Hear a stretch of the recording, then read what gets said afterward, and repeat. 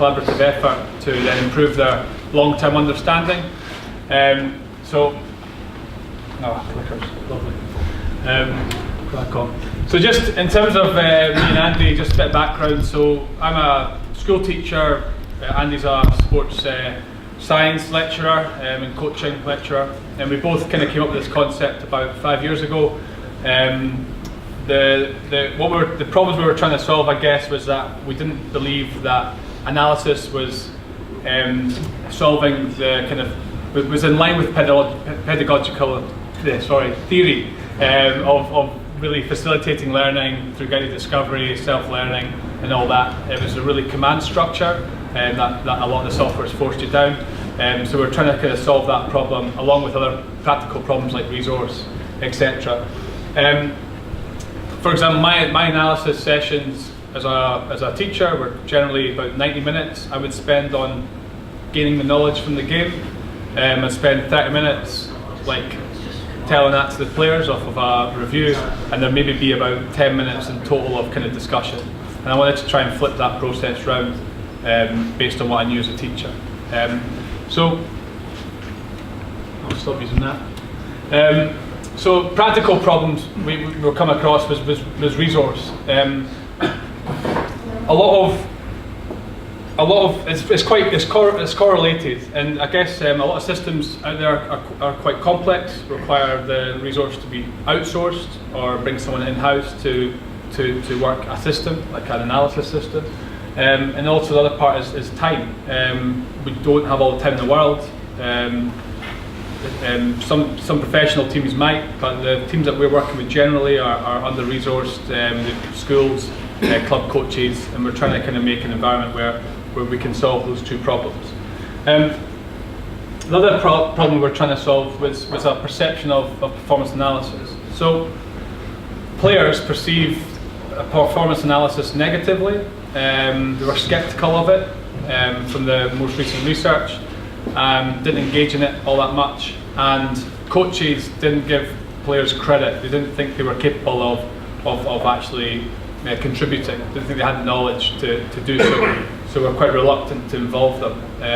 Whether that's just a practical understanding of how to work a system, or whether that's the relevant knowledge to drive discussion. So the reason we felt for this was there was a real imbalance in the time spent on it. Like I said, I as a coach got 90 minutes or so to work out my thoughts on analysis or on the game. I then had the ability to kind of confirm that with my peers, other coaches around me, other teaching staff. I would clip out a bunch of stuff that I had figured out for myself in my own time, and then I would present in this kind of environment and expect a player to form their opinion with 2 seconds notice of a clip they'd seen for the first time, and with no ability to confirm with anyone else in the room. That's a horrible environment for a player. It'd be really difficult for you guys, with the knowledge you have, to actually spit it out in front of everyone. You would feel reluctant to do that, and that's the environment most players were in. So there's an obvious, for us it's obvious that it's going to create sceptical players, and it's also going to create coaches that don't believe the players have the knowledge. So we're trying to kind of give the players the video right from the start and really flip that process. The other part for me as a coach was that I wanted a return on investment. I know that sounds wanky, but what I mean is the time invested. So I'd invest a hell of a lot of time in doing my analysis, like I said, and I would not get that engagement. In a world of kind of instant gratification, which is probably wrong in a lot of ways, I wanted that feedback from the players that what I was doing was making an impact on their lives, as well as their performance. And the best way for me to get that was engagement, because performance has many variables, other team, etc. But engagement, I can kind of get that every single week and understand how engaged they are. So that's the kind of driver for me as well, to boost that engagement. Right, this guy is called Louis Von Ahn. He might be pronounced slightly differently, but he's a developer of CAPTCHA. Do you know the robot thing? I'm not a robot. Where you tick a box, or you put in a bunch of letters that are jumbled up. He also created Duolingo, there is a point to this. So the capture idea was that he was getting frustrated by the fact that everyone was wasting their time on this capture thing, putting in random letters to prove they weren't robots. So he got frustrated by this thought: how can I use that tiny bit of time from each person productively? So what he did was, instead of having random letters, he started to put out bits of text from books. So you might have to kind of say, confirm what a text was from a book, like a little picture of a bit of text, might come across that. Or images, like how many shop fronts are there on this thing, or how many motorways are there. And what he was essentially doing was he was digitizing books. The wisdom of the crowd idea meant that he could pull from everyone to confirm text, pictures, and digitize books, and also start to get like text onto, so images become searchable far faster than Google could or Amazon could with experts doing it. So then he took this idea of like a wisdom of the crowd idea and chucked it into Duolingo, which is a free language course that you can do online. And what it does is it throws you sentences. So you're a novice, you jump on and it'll throw you small sentences that you have to kind of look up and confirm what they say and translate them into English, I guess, or the other way around. And it would take all these people confirming small bits of text, and they were able to translate the web more accurately than the experts and at a far faster speed with the combined effort. So this free language course was doing a far better job of translating the web than Google, Amazon and all the big players. So the wisdom of the crowd idea kind of really hit home with me. So the reason that's relevant is that players, for me, are not novices. Like a lot of the guys that I coach at Curry, which is my team, I must have been working on Coach Logic when that photo was taken. But the guys on my team have probably 10 plus years experience. In any other industry, they're experts. But we don't treat them like experts. We treat them like novices. And if novices can help translate the web, then players with 10 years experience can definitely help with your analysis. And we should be giving them credit for that and pulling the effort of the players. So, like I said, this is my team, Curry, and we've been flipping the analysis process with them. I'd be a hypocrite if I was to speak here and not do it with my own team, so they've been the guinea pigs along the way. What they need though is a bit of guidance and a bit of structure.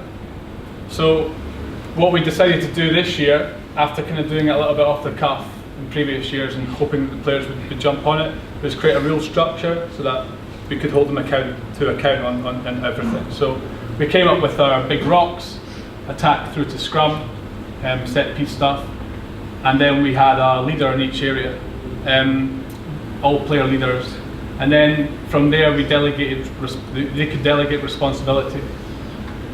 In terms of the club, we are dealing with like amateur players, students. It's in the Premiership in Scotland, but Premiership rugby in Scotland ain't Premiership rugby in England. It's amateur level. We've got Glasgow and Edinburgh above it. So a really talented league, but no resource. So these are really talented guys that are really wanting to improve, but with little resource. So they all took responsibility for certain areas, and then every week these guys would be involved in clipping the moments, creating discussion, and it was all app based, so we could get to some good discussions well before we got to training and review on the Tuesday, to avoid that experience I spoke about before. This is like a typical week for us. So again, we had that structure, but we also have routine. Routine's really important as well, so everyone knows when they're meant to get things done. So again, that's us facilitating. So Saturday was match uploaded. We'd also upload opposition matches, the content. Sunday, the leaders in each area would start to clip stuff and start to present things in the app, so we could have discussion around the key moments in the game, and then all the way through to Tuesday, where we get a review at the session, all based on what the players have created. So we still do the review with the coach leading it, but it's based on the clips that the players have created. Ideally for us, we'd love to remove ourselves completely and have the players present on their clips and have them figure out what were the most important areas that we could speak about in a 10-minute review. And And then Wednesday becomes a flip round, so we're talking opposition analysis then as well. So we don't have an analyst at the club.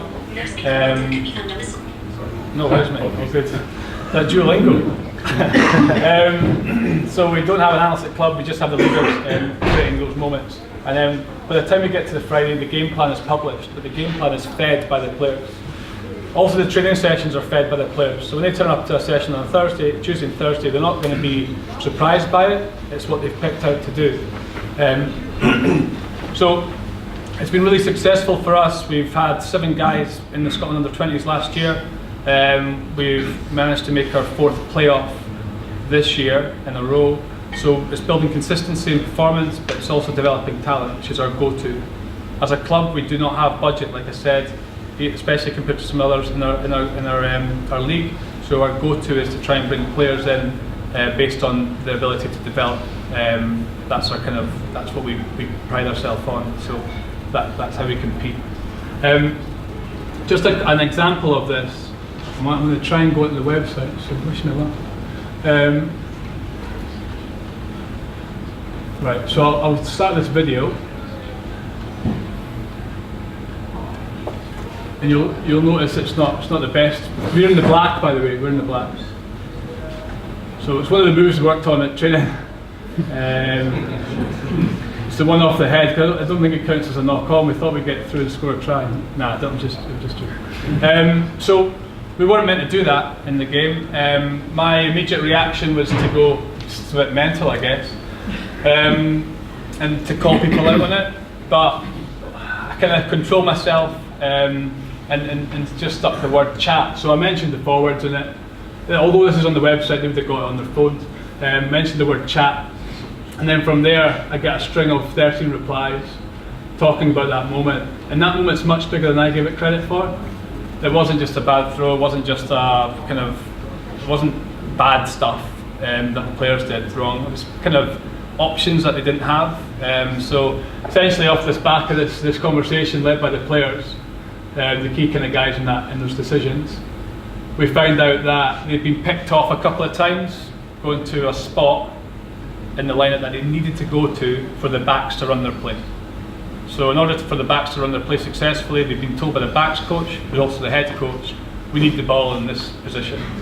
The decision maker in the lineup decided to change and not go to that position, hadn't informed everyone else, so he went to the middle, everyone else went to the back, and it was all a shambles like you've seen.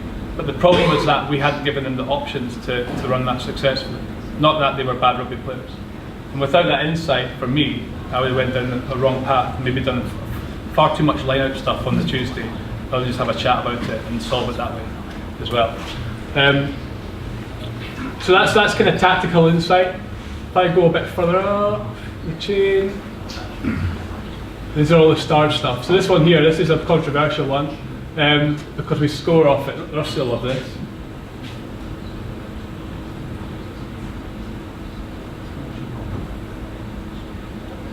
So we score. So my brother being my brother, we both coach together. He's a bit doom and gloom as Ben. But his thing there is quality execution makes for a very questionable decision for me. So he likes to have a bit of control over what happens, and that wasn't a play. That was just off the cuff. And then, but what he did was he asked that question, thoughts. He gets a barrage of stuff back from the players, Glenn, Jamie, essentially, like if I go into the whole thing, 8 replies. This guy Glenn, he reckons it's a great decision, brilliant vision, opportunistic rugby. Even if Cammy doesn't score, they're deep in the 22 with a strong women in their face, very difficult to exit. He's an 18-year-old kid who just joined the team. He's comfortable in an environment because it's his environment. It's not in this room like we are today. And the insight there is pretty good. Like Ben had to put his hand up at one point and say, yeah, all right, but he still goes, let's be very clear, I understand risk versus reward. But to me, he was going, Glenn's got a point, but he didn't obviously show that vulnerability in front of the players. That's just his nature. But if we can create an environment where we be challenged, but enjoy that, and then have discussions, the main thing is, though, you have to be clear on what the decision is. That's the thing. You can't have a bunch of guys going out with different ideas. That discussion still has to be chaired, and conclusions have to be drawn. Right, final thing. So I got a bit of a warning from Andy. If we go back in here. Move on. So last one, practical application, George Watson's College, my old school. I went and visited there recently. My big thing was to try and reduce that analysis time. So we managed to complete a full match analysis in less than 10 minutes as a combined effort. So this was the analysis session. So 5 minutes intro, we spoke about big rocks, so those key moments we wanted to clip out as a team. And they were going for passes, missed passes. I was saying let's look at attack, let's look at defence, trying to guide them a little bit into what those key moments were. Came up with some good ones as well themselves. And then we did a collaborative analysis.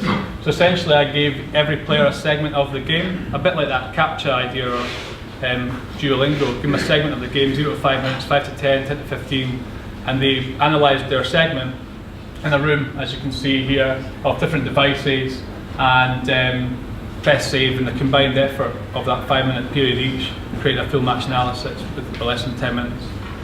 The other part of that was the players then presented, so I just called up some guys to the board and said, you've clipped this, Sam, who's in the picture there, go and let us know what your thoughts are on it. He presented back, so we spent about 30 minutes discussing and the players leading the presentation. And then the match highlights, so they wanted a button in there called highlights as a big rock, which was cool. So they just chucked a bunch of clips in the highlights button and then playlisted that, and that became their kind of montage of the game. So within about it's like 60-minute spell, if you take away the intro and the big rocks, you won't have to do that next time. It's a 45-minute session that could be done on a Monday, but with the players really involved. And the other thing is that can actually be chucked into doing it remotely, easily with the players doing it in their own time on a Sunday via their phones or whatever. So that's a video that you can get to. I chucked in a fist pump for Rusty, who's up later. He likes that. So these are the summary points. Help remove time. You can see it, just so you can read it. So that's my piece done, and he's getting a bit nervous about time, so I better let him get back to it. Thanks very much. Cheers.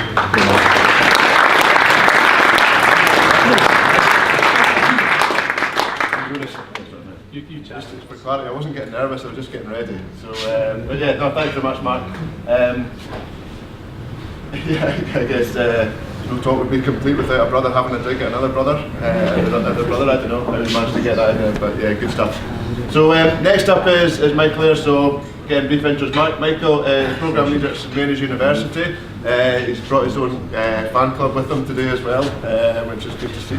But so Michael's going to. It's very much obviously all about sort of collaboration, reflective practice and what have you this evening. Michael's going to take more of a sort of a coach angle, so sort of coach learning, coach development perspective on that. So I won't steal any more.